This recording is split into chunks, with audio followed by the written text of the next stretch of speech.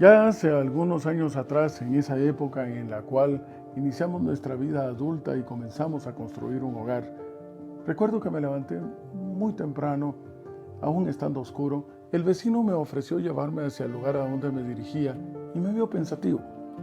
Claro está que así fuera, aún estaba yo tratando de ubicar qué hacer hacia qué rumbo tomar, máxime con la responsabilidad de sacar adelante un hogar.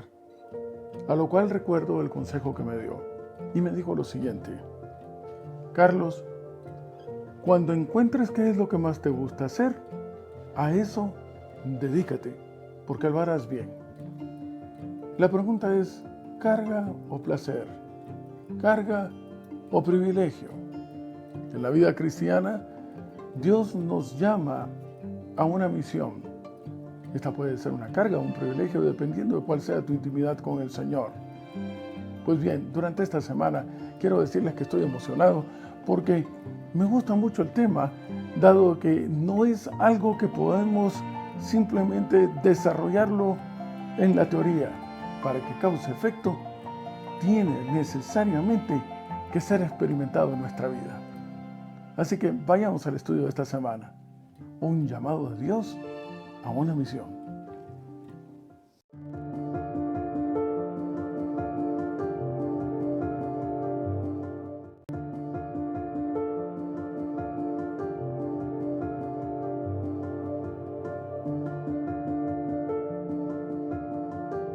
Y me encuentro buscando la palabra de Dios en el Nuevo Testamento, en el libro de Primera de Pedro, en el capítulo 2 y el verso 9.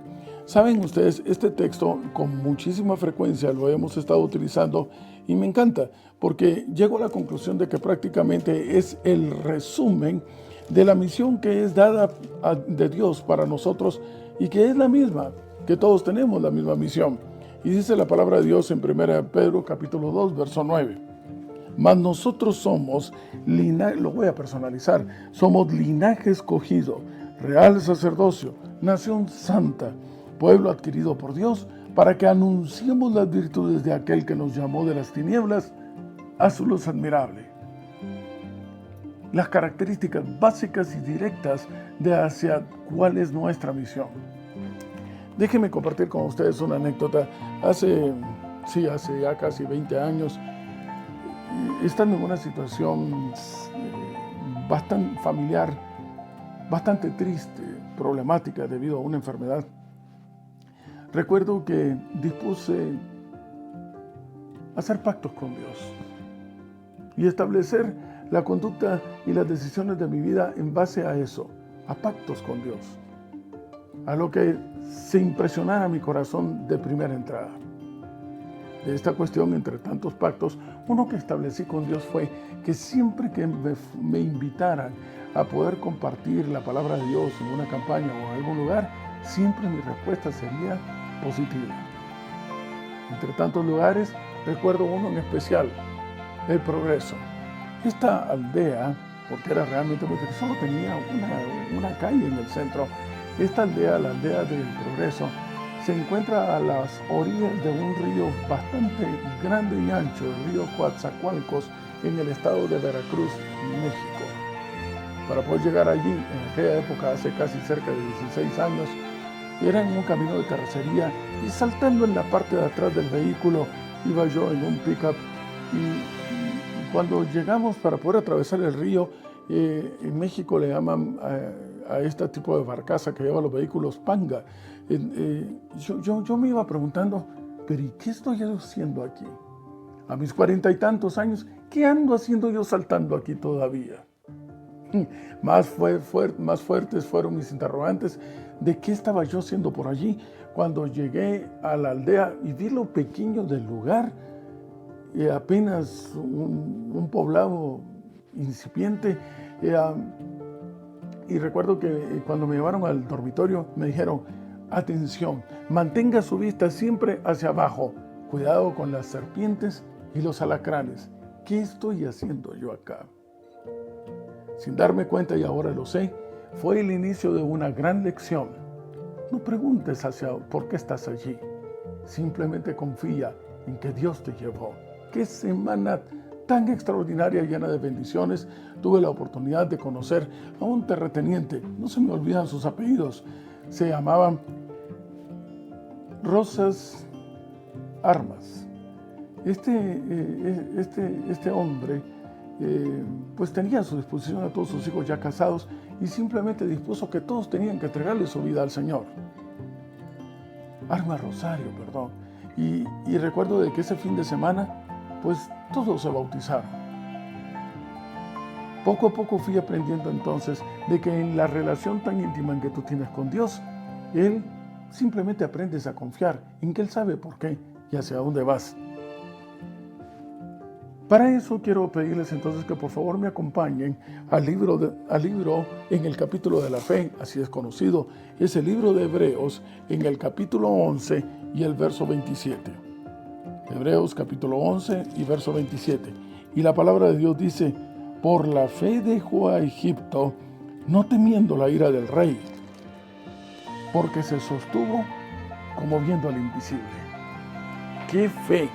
El problema es de que ver al invisible efectivamente requiere fe. Y la fe, la palabra de Dios dice que viene por el oír, y por la palabra de Dios, por establecer una relación íntima con el Señor. Conforme más íntima sea tu relación con Dios, más vas confiando en Él. No necesitas pruebas, simplemente tienes la certeza absoluta, la seguridad total de que Él sabe por qué. Algo así como esa anécdota que me contaba en cierta oportunidad un pastor, verdad o no, pero se ajusta, en la que el padre sale a dar una vuelta con su pequeña hija y de pronto, para conocer el vecindario, y de pronto decide regresar a casa y le pregunta a la pequeña: hija, vamos de regreso a casa, ¿por dónde nos vamos? Y la pequeña le contestó: tú sabes, papi. ¿Pero y no te preocupa? Y la niña le contestó: no, con que tú lo sepas, me basta. Con que Él lo sepa, nos debería de bastar. Así que, si tenemos un llamado a una misión, la pregunta es: ¿por qué tendríamos que aceptar esta misión? ¿Por qué aceptarla? Y aquí hay un punto bastante importante. Apreciado hermano, estamos en estos meses en muchas iglesias eligiendo a los próximos oficiales de iglesia que celebrarán los programas durante el próximo año eclesiástico. Siempre, a partir de aquel día del progreso en Veracruz, comprendí un punto muy importante. Deja de llamarle cargo, porque el cargo es algo que pesa, que lo llevas incluso a veces en contra de la voluntad.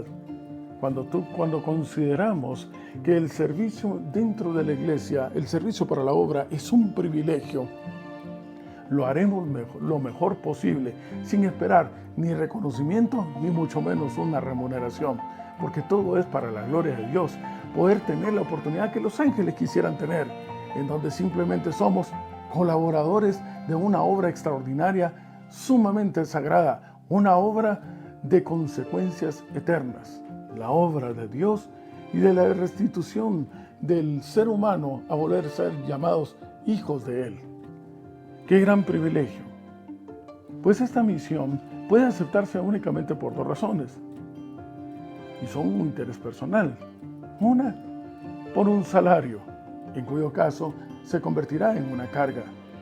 Yo recuerdo que llegué también en cierta oportunidad a un lugar en donde encontré simplemente un rótulo en la casa, que era la casa pastoral, y decía: se atiende de tales horas a tales horas solamente durante la semana. Me consternó un poco porque pienso que si aquellos que se dedican profesionalmente a sanar la salud del cuerpo y lo hacen disponible 24 horas todos los días del año, cuánto más aquellos que han sido llamados por vocación personal a hacer una ayuda en la salud del alma, y máximo cuando depende de eso, una vida pero para la eternidad. Nuestra disposición debería ser de 24 horas también, incansablemente. Las vacaciones no existen. Pues bien, malditos asalariados, decía en determinado momento, hace también ya algunos años atrás, el estudio de la lección de la escuela sabática. Pero por vocación. Cuando surge dentro de ti la necesidad de compartir al Señor, dice la palabra de Dios en 1 Corintios, en el capítulo 9 y el verso 16. Acompáñame, por favor. Estoy en 1 Corintios, en el capítulo 9 y el verso 16. Es la experiencia de Pablo. Y dice Pablo, es que si anuncio el Evangelio, no tengo por qué gloriarme. Es que me es impuesta la necesidad. Y ay de mí si no anunciare el Evangelio. Conocer a Jesús, descubrir que finalmente sí tenemos una opción de vida eterna, de volver a ser llamados hijos de Dios, de ocupar el lugar que nos corresponde para la eternidad, de poder regresar a casa. Es una maravillosa noticia que no solamente transforma todo nuestro ser, sino que, insisto, surge dentro de nosotros a borbotones la necesidad de poder llevar esta noticia y contársela a otros. Cuando estás enamorado y te vas a casar, cuando tienes la bendición de saber de que eres padre por primera, segunda, tercera o todas las veces necesario, cada una es una experiencia diferente, es un gozo increíble. Cuando tienes la mejor noticia y no te aguantas el deseo de poderlo contar a aquellos a quienes amas. Eso entonces se convierte en un privilegio. Apreciados amigos y hermanos, una vez más, un llamado en el nombre del Señor. Desde nuestros ministros hasta aquel que desarrolla a su parecer la labor más humilde dentro de la obra de Dios. Si lo haces por amor al Señor, si para ti es un privilegio y no una carga, si en ti se vuelve una necesidad el poder hablar de Jesús como el Cordero de Dios que quita el pecado del mundo, entonces realmente estarás ocupando el lugar, decíamos, que los ángeles quisieran tener. ¡Qué privilegio! No es una carga. Atención, si crees en este momento que te están llamando a una labor en la cual vas a poner peros, no vas a encontrar un tiempo, vas a encontrar alguna excusa, no vas a tener la oportunidad o te va a pesar de alguna forma, mejor entonces ten la madurez, la interés y la gallardía de declinar el llamado y no aceptarlo y dejarle esa oportunidad a alguien que en verdad sienta el deseo y lo vea como un privilegio y no como una carga. La pregunta entonces es, ¿en dónde iniciamos el cumplimiento de esta misión? Apreciados amigos y hermanos, la palabra de Dios dice en los textos que constantemente estamos viendo, Gálatas 2:20, si con Cristo estoy juntamente crucificado, ya no vivo yo, sino que vive Cristo en mí. Es allí precisamente en donde inicia la labor. Tú no puedes ir a compartir a alguien que tú no conoces. No puedes ir a hablar de alguien con quien tú todavía no tienes una experiencia personal. Vas a ir a medio a balbucear lo que te han dicho. Hablar de Jesús implica una experiencia personal. Implica decir cómo es Él. Lo que Pedro, sin mayor conocimiento teológico, simplemente se circunscribió a expresar. Su propia experiencia, su testimonio. ¿No es acaso más convincente que cualquier otro tema? Lo que sus ojos han visto, sus oídos escucharon, etc.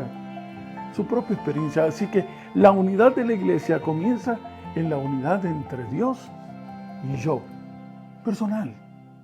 Posteriormente entonces, y esto lo puedes hacer en un culto personal. Posteriormente entonces, puedes tú buscar la unidad de tu familia. Conecta entonces posteriormente a tu familia con Dios. Luego el siguiente paso, busca la unidad de la iglesia. Una familia unida buscará entonces conectar por su testimonio personal a Dios con la iglesia. Y entonces una iglesia unida estará en la posibilidad de poder compartir al Señor, a nuestro Salvador, con la sociedad que le rodea. La palabra de Dios dice en Lucas, en el capítulo 19 y el verso 9, ¿qué experiencia esta? Estoy en Lucas, en el capítulo 19 y el verso 9. Y la palabra de Dios dice, Lucas capítulo 19, verso 9, Y Jesús le dijo, está hablando acerca de Zaqueo, hoy, no mañana, hoy. Es que el Señor es presente, mañana quién sabe si vendrá. Hoy ha venido la salvación a esta casa. Pero Zaqueo no fue simplemente tomado al azar. No, Zaqueo tenía una necesidad. Es importante, es indispensable que para poder establecer esa relación íntima con el Señor, reconozcamos que tenemos necesidad de Él. Como la mujer de Marcos 3 con la hemorragia. Igual Zaqueo, una necesidad tan imperiosa, tan desesperante de poder llenar el vacío en su corazón, que hizo todo lo necesario para encontrarse con el Señor y se sube a un árbol para poderlo ver. No se resignó a que simplemente sería ignorado. Y el Señor siempre está dispuesto a recibirnos. ¡Qué Dios como Él! Y así de sucio como estamos, como llegamos, está dispuesto a ensuciarse de nosotros. Y la palabra de Dios dice en Apocalipsis capítulo 3, verso 20, que Él está tocando a la puerta de nuestro corazón. Y al igual que lo hizo con Zaqueo, es hoy. Ahora mismo, en este instante, tu trabajo, tu misión comienza ahora y empieza por ti. Sigue con tu casa. Sigue dentro de la comunidad que te rodea. Que no necesitas viajar mucho. Donde quiera que estés, a donde quiera que el Señor te lleve, simplemente déjate usar y cuéntale a otros las maravillas de Jehová. Seguramente en las próximas semanas estaremos analizando más en detalle cuál es el contenido de este mensaje. Mientras tanto, es un enorme privilegio saber que vamos de regreso a casa porque tenemos una experiencia personal con el Señor, porque se nos ha dado trompeta para anunciar a Jesús como Salvador, como nuestro Redentor y como aquel que está pronto a venir. Únete a mí junto con un enorme pueblo que tiene un común denominador: volver a ser imagen y semejanza del Creador.